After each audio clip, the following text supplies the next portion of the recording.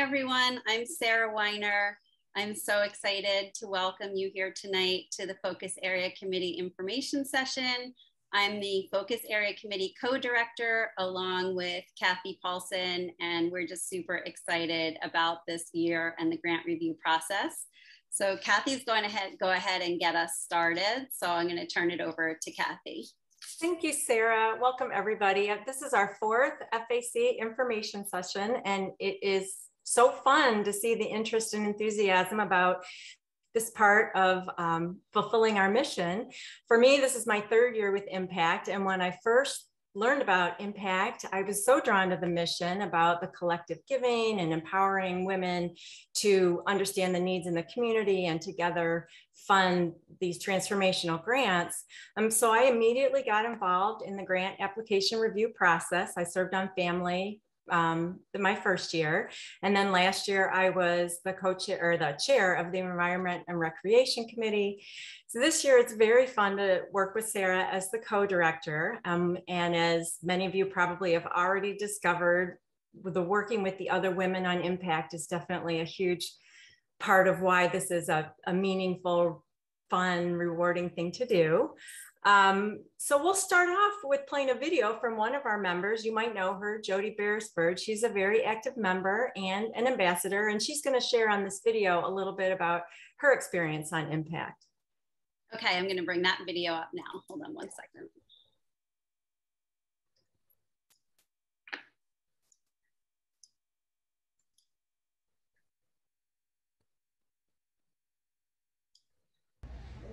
Hi, Jody. Can you tell me a little bit about your experience with the FAC? My favorite part of the FAC was the site visits. They were almost like local field trips, but with a purpose. And I learned quite a bit. It answered all the questions that we couldn't figure out from doing our analysis. And our recipient this year in my group, Environment, was Crawley Nature Center. And I did not even know Crawley existed. So when my kids come this Christmas, that's going to be on our list of places to go. That's awesome. Okay. And actually, the interviewer of that is Kathy McCown, who's on this call. And Kathy is the chair of Health and Wellness for this year. So if you want to wave out, Kathy, but thank you for that. Since our big reveal, when we announced that we have 663 members this year, and we will be funding, not only fund all 5, but actually funding 6 $110,500 grants this year, the nonprofits have been working on completing their grant applications. On this call is our grants director, Michelle Fisher, and Michelle is going to share just a little bit about that side of this process with the nonprofits, the work that's being done and with the nonprofit and the grants arm of the organization. Michelle? Hi, thanks Kathy, and welcome to everyone. We're so excited that you're getting involved and learning more about this process. It really is the heart and soul of what we do at Impact. And I have been on a committee every year, and it's just the most rewarding part of anything that I do with this organization. So, but I know one of the big questions people often have is how do nonprofits find out about impact grants and that. So we've been holding workshops every year since we started. This last year, we held 3 different workshops for the nonprofit community. And then we also share all of the information that is contained within those workshops on our website. So if you're a part of a nonprofit and you know a little bit and you're learning and you want to let somebody at your organization or a nonprofit organization you're familiar with know about impact grants, always just send them to our website. Because on our website under the nonprofit tab, there are all these places that they can learn about what the process is, which right now we're in the middle of the application process. The eligibility form process has already been completed. So at this point, no one else can apply if they have not already completed the first step in the process.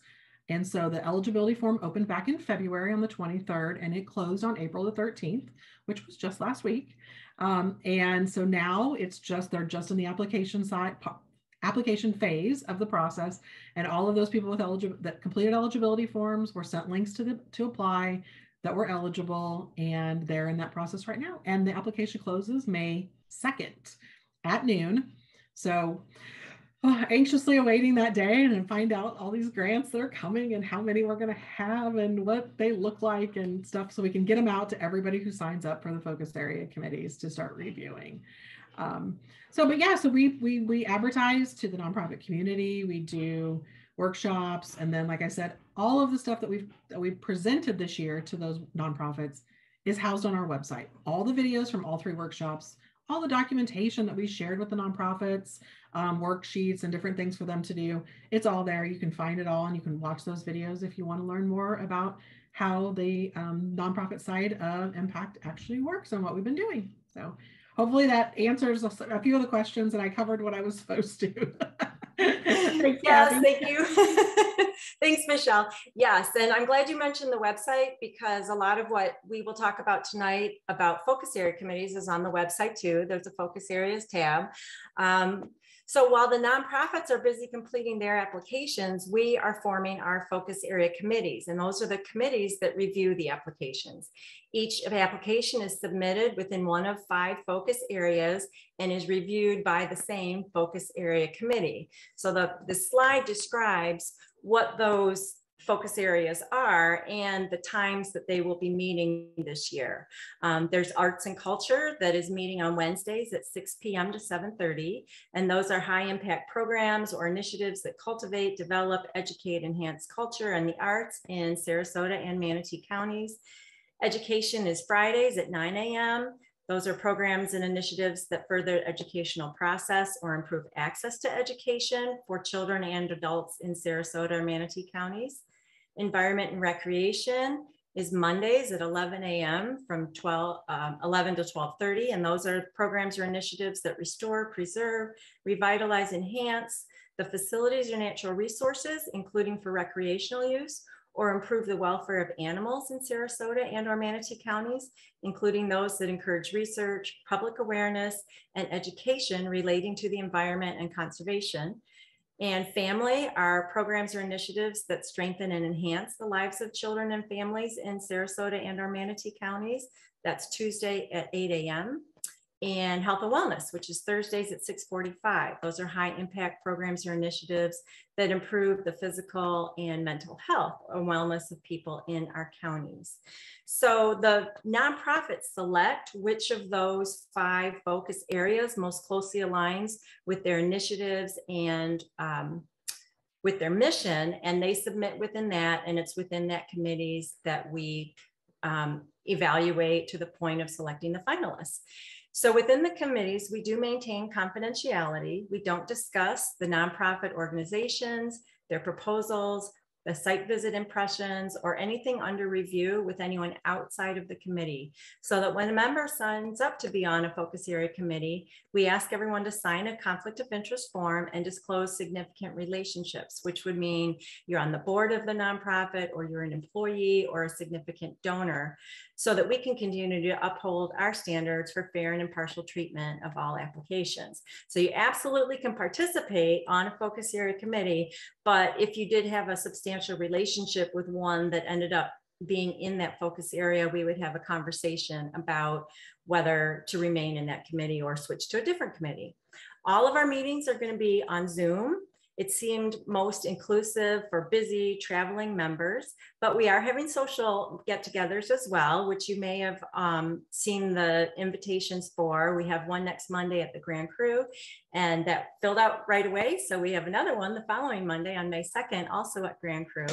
And we have a social event at the Bay Isles Beach Club on Longboat Key, Tuesday, May 24th. And I'm sure there will be others through the summer, so that we can have a little social in addition to the business of reviewing our applications.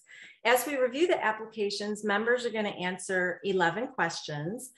The first question is regarding the importance of the issue that the proposed initiative is designed to address. And the other 10 questions have 2 each, which focus on what we call our SRQ 5Qs, our 5 key questions. And those are whether the initiative is well-defined and its projected outcomes, whether it is viable, whether it is sustainable, how impactful it's likely to be, And if we make this investment, are we being good stewards of the funds that our membership has entrusted to us? So there are 2 questions that get to the heart of those. The reviews happen on a platform called Submittable. And Marilyn, who is this year's chair of the Education Focus Area Committee, is going to talk a little bit about that Submittable process. Marilyn? Oh, you're muted. Hi, everyone.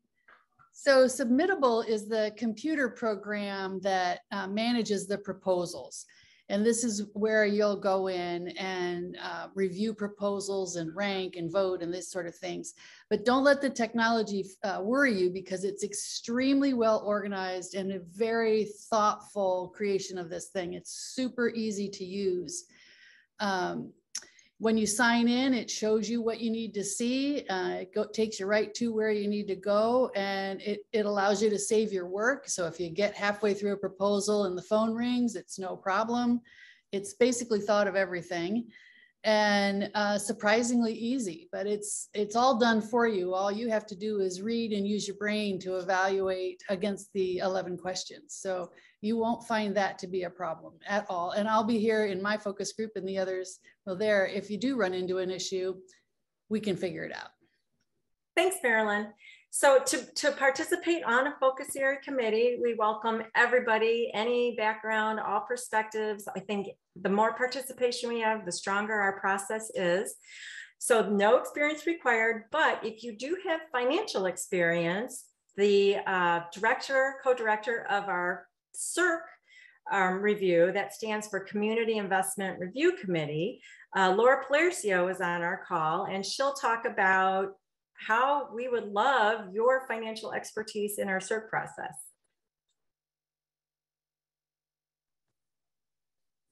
You and remember to unmute this time. Good evening, everyone. I'm so happy to see all of you. My name is Laura Palercio, and I am lucky enough to be one of the CIRC co-directors this year. I have a partner, Pam Kanzora, who, if any of you signed up at any of the events in pretty much January, February, March, or through February, she probably took your money with a smile on her face. But she gets the evening off tonight because she worked so hard then. I'm really kind of a couple questions. And what CIRC is, as Kathy said, we are the Community Investment Review Committee, which basically means we are the subcommittee within each FAC that will take a deep dive into the financials of the nonprofit to ensure their sustainability and viability, and also to take a really good look at the initiative budget that is submitted within each application. So we are looking always for any ladies who would like to volunteer and be a part of our committee. With any kind of comfort with financial statements and numbers is really what we're looking for. In order to be a member of the CIRC subcommittee, you must be on the FAC. And another question we get very often is, yes, you can be a snowbird and do this remotely from wherever your summer sojourns may take you. I spoke to a woman yesterday. She said, I just can't do Florida. It was so hot. I almost died my first year here. So I have to go back up north. But she is absolutely on board for CIRC. And I love that we can each live our lives and still be involved. Let's see, we will offer a CIRC training the same way that the FAC training is coming up. And I won't spoil whoever gets to talk about that, but there will be a specific CIRC training. And we will also always partner you up with another CIRC reviewer within your FAC. You will never be on your own or asked to come up to a conclusion of any kind on your own without having someone to bounce it off of. We have a CIRC lead, or a CIRC chair, I think is what we're calling them, correct, Kathy? To match our FAC chairs titles. And so there's a specific CIRC chair within each FAC, and those ladies will also be available to answer any questions along with Pam and myself if anything comes up. If you have already signed up for an FAC and just have a burning desire to also serve on CIRC but did not check the box, as with CERC interest, please send me an email and I would love to add your name to the CERC list. It's Laura, L-A-U-R-A-P at ImpactSRQ, impact100srq.org, all of our standard emails. And if you have not signed up for an FAC yet, there is a checkbox on the application where you can indicate CERC interest. And if you're still on the fence, we can try and still hook you in at that first FAC meeting with CERC interest. So without further ado, I'm going to pass it back to Sarah. Thanks, Laura. And hi again, everyone. I'm just going to go through some of the processes. So for those of you who have not yet joined an FAC, it's really easy to do. We have a sign up available on the website. If you go to the website, you'll see the Join an FAC button on the main page and also on the focus areas page. The last day to join is Monday, May 2nd. And like Kathy said, additionally, all of the information that we're covering tonight will also be on that focus areas page of the website. So if you're having any trouble signing up or finding any information after this is over, please feel free to contact Kathy Paulson or me. When you sign up, you're asked to give a first choice and a second choice. And our intention is to absolutely have you participate on the FAC of your choice. But we ask for a second choice in case you have a conflict of interest. For example, you're on the board of a nonprofit who submits an application in the same FAC that you've joined, then Kathy Paulson would have a conversation with you and you might be asked to join your second choice. But if you did join an FAC or you do sign up for one and you don't have any conflicts of interest, you can be assured that you will get your first choice of FAC. As was mentioned, we do have 2 training sessions coming up. One's on May 10th, the other's on May 14th. They're both the same. So we ask any new or returning FAC member to please sign up for one of those sessions. And we'll have additional trainings going forward as well. So you'll be fully prepared to participate for site visits and, like Laura said, for the financial review in the CERC committee. So from May 23rd to June 17th, all FAC members will be able to independently review and evaluate. Oh, there's the timeline. Thank you. They'll be able to review and evaluate grant applications for the nonprofit's proposed initiatives at your own pace and on your own schedule. So you'll have access to those by logging into the software platform that Marilyn spoke about called Submittable. Once you're logged in, you'll see all of the grant applications that have been submitted to your focus area committee. That's where you'll read the grant applications and evaluate them based on our 5 questions, or what we call our SRQ 5 Qs, or sometimes just 5 Qs for short. And those are the 5 Qs that Kathy covered. Are the initiative and expected results clearly defined? Is the initiative viable? Is the initiative sustainable? How does the initiative positively impact the community? And are we being good stewards of our funds by investing in this initiative? After we finish that independent review on June 17th, the FAC will start meeting. And the first meeting will be the week of June 20th, but it's actually that Tuesday, June 21st. Monday's a national holiday. So we'll start that week, and all of the meetings take place on Zoom. So like Laura said, you can participate from anywhere. And at that first meeting is when we'll discuss the grant application and decide which ones will be moving forward to that CERC or financial review, and also to a site visit. During the site visits, we travel to the nonprofit's location and we meet with the representatives. We get to tour their facility and ask all the questions that the CERC team and FAC members have provided us, and just get to learn about the nonprofit and what their initiative is about, get a further understanding. And then we come back to the FAC meetings and we report back our findings for further evaluation. Lastly, we determine the focus area committee finalists that will be presented at our Meet the Finalists event. That's one of our signature events. This year it's October 18th at the historic Oslo Theater. And then our entire membership will vote at the annual celebration on November 6th on which 6 of the 10 finalists will be our award recipients. So just as a reminder, it's imperative that every member logs in because you have to log into your impact account in order to be able to vote. And also you will be able to receive other information. And while you're in there, if you haven't done so, we do ask that you upload a photo. It just makes it so much easier for our members to be able to recognize each other. And since we're having so many people attending our FAC social events, which we're super excited about, it would just it'd be easier for everyone if you could upload that picture. I also encourage everyone to download the app because that's another easy way to sign up for all these great events.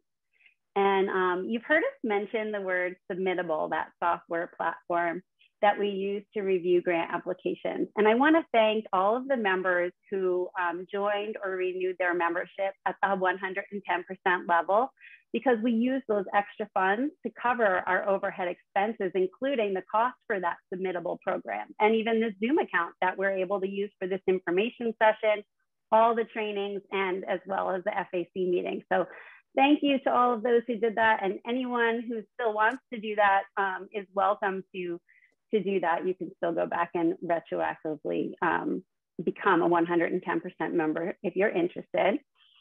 So I do see some questions in the chat, and I'm going to just address them. And then I encourage anyone who has a question to go ahead and use the raise your hand feature of Zoom. And if you don't know how to do that, you can do this and one of us will find you and we'll show you. But you should have a spot where you can hit like react. Mine says it's on the bottom right and it says reactions. And when I click on that, then I have the option to raise hand. And when I do that, what that does is it shows, or I'll raise my hand so you can see now that I've got this little hand raised here. And for the person running the Zoom meeting, it puts you in the upper left-hand corner. So even in these FAC meetings, if we have 2 or 3 pages worth of members, we'll be able to easily see you when you have a question, since that feature automatically does that. So some of the questions in the chat, I leave Sarasota in June and return in November. Can I still join an FAC meeting? Absolutely. We encourage all snowbirds or anyone who travels to still participate, because all of the meetings are on Zoom and your other members will go to site visits and report back, and you'll get to hear all of that information, and you'll still be able to vote and participate. So we do encourage you to do that. Somebody else asked if there is a CERC for all 5 committees, and the answer to that is yes. Each one has its own CERC committee. And another question was, can FAC members collaborate through Submittable? So we collaborate in the meeting so that everybody has a chance to hear what every member has to say. And then we use Submittable independently to review and score those grants. So those are the answers to that. Does anybody else have any questions, or just go ahead and raise your hand, or I'll try to look around for anyone who's struggling with that feature. Kelly, go ahead. Don't forget to unmute. Hi, thanks. I was wondering, so there was a question, are the meetings weekly? Did you answer that? Because I wanted to know that too. But then I have another one too. I wanted to know like what the average number of grants are that we read for each FAC and how long it takes. Like what chunk of time should we be putting aside for this? Fantastic question. So we don't meet every week. We will meet that first time in June 21st. Well, we'll have a first meeting actually. We have like a meet and greet and just extra information the week of May 16th. And then after that, we don't meet again until the 21st through the 27th. And then that's when the CERC team will be busy doing their financial deep dive. So we'll have a couple of weeks off again, and we won't meet back again until July 11th. And when Kathy showed that, oh, there's somebody in the waiting room. Kathy showed the time depending on how many applications are in your focus area committee, will depend on how many CERC meetings that you'll need to have. So that's that July 11th through July 29th right there where it says as needed. And then, we'll be meeting again. You'll meet a couple, maybe 1, 2, or 3 times, depending on how many CERC meetings you need to have. So that will be determined once the applications come in. And then the week of August 8th, we'll start with report outs. So we'll be able to finalize the timeline a little bit more once we know how many applications are coming in. But at this time, that's the answer. And then as far as the number of applications, we actually don't disclose the number of applications, but I would say you could, if you weren't going to really look at those financials, you could probably review and score an application in about an hour's time.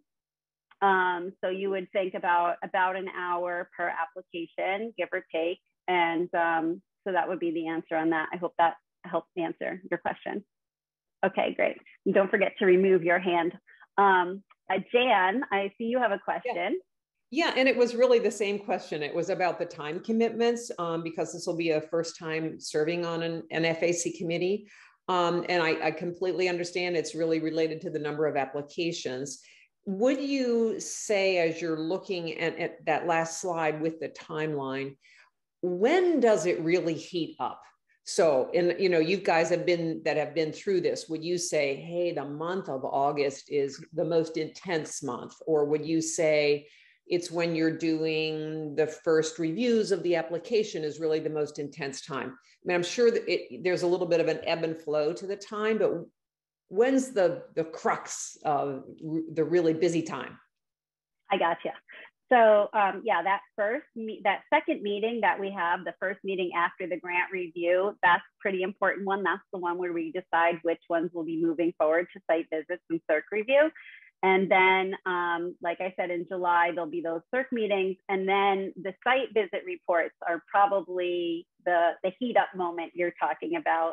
And those begin August 8th, depending on the timeline. But I believe that we'll have a much better feel and understanding of what this exact schedule will look like after that meeting, when we determine how many will go through to site visits, because that will really determine how much time we'll be taking going forward. So to answer your question, the big meeting weeks would be that June 21st to 27th. And then again, when we go into August. And how many people do you take on a site visit? Great question. It's typically, 3 to 6. It's flexible though, depending on who wants to go and how many people are interested in that particular site visit. And I'm just going to add, if you don't mind, Sarah, that of course, we talk a lot in Impact 100 about design your own experience, and the focus area committees is another way where people get involved to various levels depending on their interest and their time and their location and that kind of thing. Some members love the site visits. A lot of people on the focus area committees say going on a site visit is their favorite part of being a member of Impact. Like Jody said in her video, it's like a field trip, and it's very inspiring to see firsthand what the nonprofits are doing in the community, what their vision is for big improvements that they could make with our funding. So people love it, and that takes time. It takes the hour of the site visit, it takes some preparation, it takes the report out at the end. So and we have stretched out the length of time that we're having our site visit phase this year to try and accommodate more members' schedule. We're going through all of August and into the beginning of September with that phase, so that members who travel quite a bit in the summer have a better opportunity to be a part of site visits. So there is some flexibility depending on interest and availability. And if you're on the CERC committee, that's, there's more time or less time depending on what your personal situation is. Thank you so much. That's really important. I'm glad you said that. Thank you. Jane Young, you have your hand up.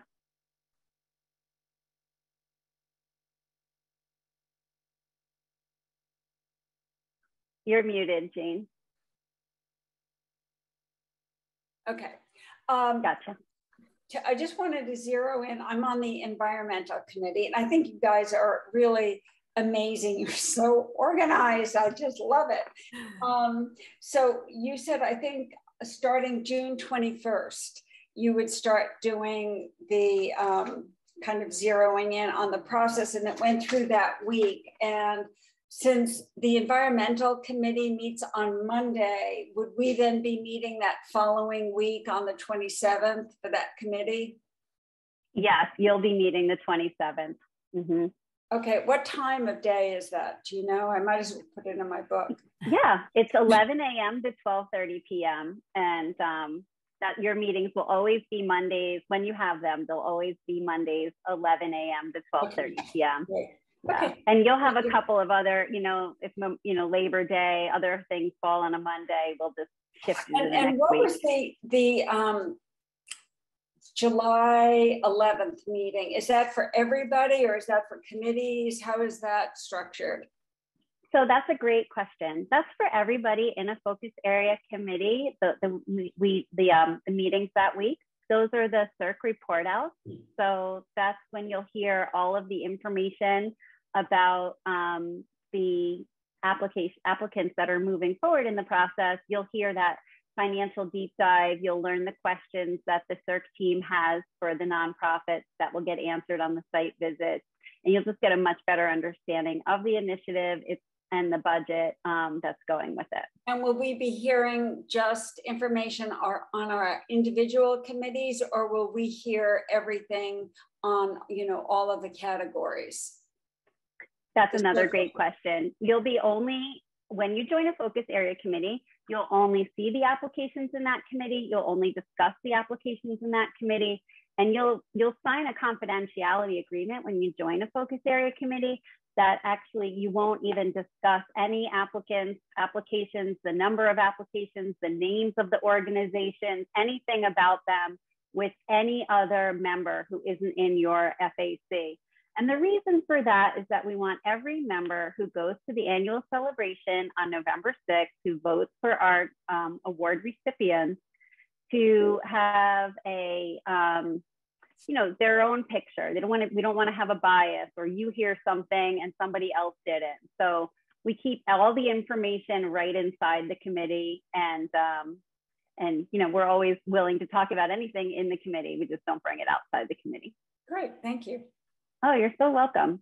Barb Woodrow, you have a question, and don't forget you're muted. Got it. The training meetings of May 10 and 14 is it you pick one or the other? I got the email earlier, and I thought it was just a repeat of what we're doing now, so I'm learning. Yeah, so this one is really just more informational, so you can learn about what an FAC is, and then you can choose either the 10th or the 14th, depending on what works for your schedule. They'll be the same. And that's really more in-depth training on what it means to be a focus area committee member. We're actually going to log into Submittable, show you how to do that. We're going to run through like a fake application and show you what that looks like. We'll show you how to score it so that when you're doing it independently on your own, you'll have already seen it, and hopefully you'll be more comfortable doing that. And what were the times on those? I don't have it in front of me. Oh yeah, no problem. They're both at 5 p.m. Oh, 5 p.m. Okay. Okay, yeah. Thank you. Oh, you're welcome. Am I saying this right? Coralia? And you're muted. It's Coralie. Coralie, that's beautiful. Yes, thank you. I have a question, and that is, how do the focus committees reach a consensus? And my other question is, if you know that you're going to be away and miss a block of time, miss one of the key meetings, should you sign on anyway and just do what you can? Great question. You can, it's totally up to you. Like Kathy said, we design your own experience. So if you're traveling and you don't want to log on, that is totally up to you. We encourage everyone to come to as many meetings as they can. But whatever works with everyone's schedule. And what was your first question again? The process for the consensus. How they reach a consensus, right? Yeah. Okay, so at that first meeting, after we independently review the grants, we'll be looking at the grant application scores that the FAC members gave when they were reviewing those applications in their particular FAC. And we're actually going to look at them in a rank order because we'll take the average of everybody's score. We'll start at the bottom and we'll ask, we'll discuss it. And then after the discussion, there'll be a Zoom poll. So it'll actually launch up on your screen and you'll have to click a question. And the question is right along the lines of, could you see this as being your committee's finalist? And if you answer yes to that, we'll move forward with it. And if everybody answers no, then we'll say, okay, this one will not be moving forward, and we'll go to the next one and we'll ask the same question. And we're going to keep going until we get to our first yes. And then every application that's ranked at that score or higher will then go ahead and receive a site visit and a CERC review. Then after that, when we're doing the site visits, we have some forms that we fill out, and the site visit lead or somebody on the team will read that form to the group just so we can all have all the information. And then we'll continue that voting process. And at the end, we'll be voting for our finalists. So it's really a vote. We come to a consensus and we keep voting until we get there.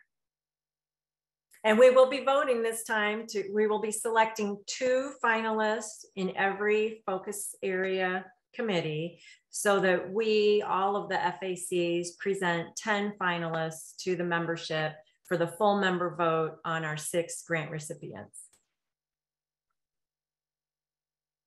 Yeah, that's it. So Jane, Barb, and Coralie, you all have your hands still raised, but I'm assuming you don't have questions. Does anybody else have any questions? And I'll check the chat. I have a question, but I don't know how to raise my hand. Okay. Go ahead. Go ahead, Karen.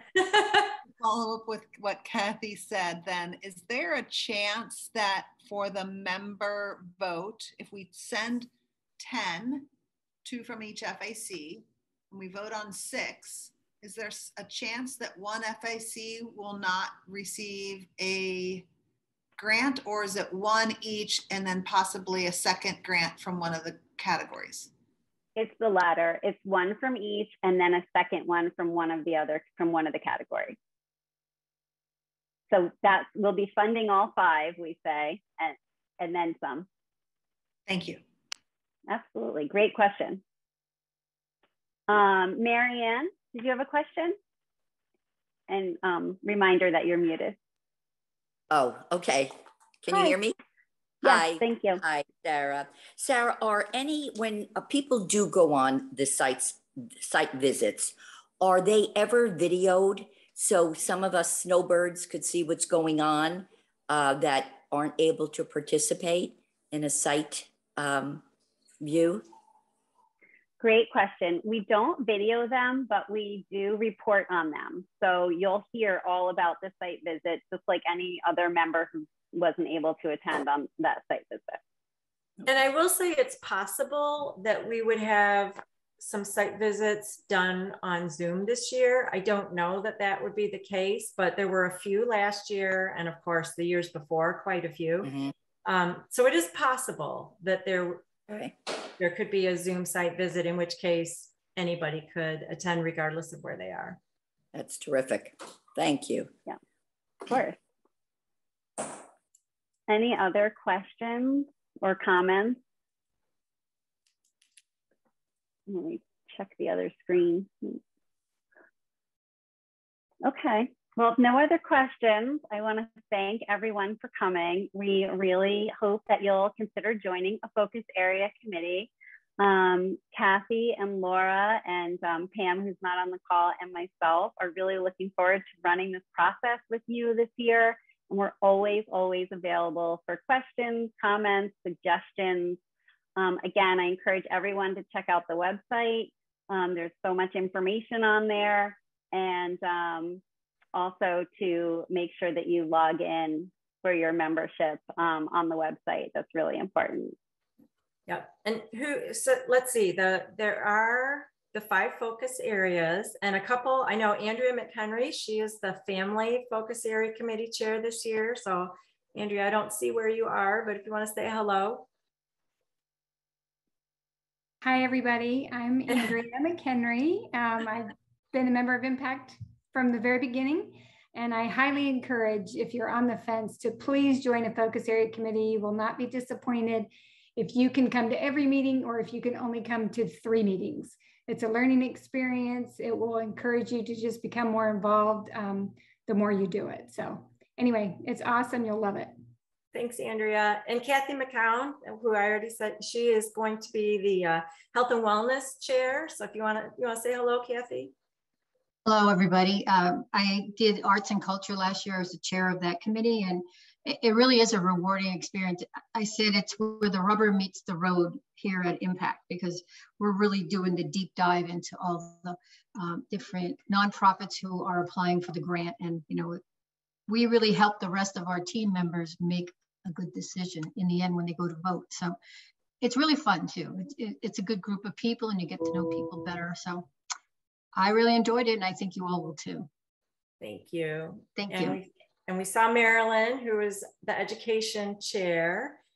And did Maria come on? There are a few, I'm not sure if any, Laura, no, okay. And Jane, do you want to say hello? Just great job, everybody. Oh my gosh, this is so exciting. It gives me chills, and I've got butterflies thinking of going through the whole process. And just to tag on to Coralie's question, what's so neat about the process is you don't want to miss a meeting, because it is so motivating and exciting, and you want to hear every piece of it. And you're just going to love this experience. And congratulations to the entire leadership team here, and all the chairs and all of our volunteers, and all of you for being a part of this. It's a wonderful experience, and thank you. Thank you. Thank you. So thank you for joining us, everyone. I hope you all have a wonderful evening, and don't forget to just email us if you have any other questions. Happy to answer them at any time. Yep, and sign-ups until May 2nd. Sign-ups until May 2nd, right on the website. Sooner's better. Yes. Thank you, everyone.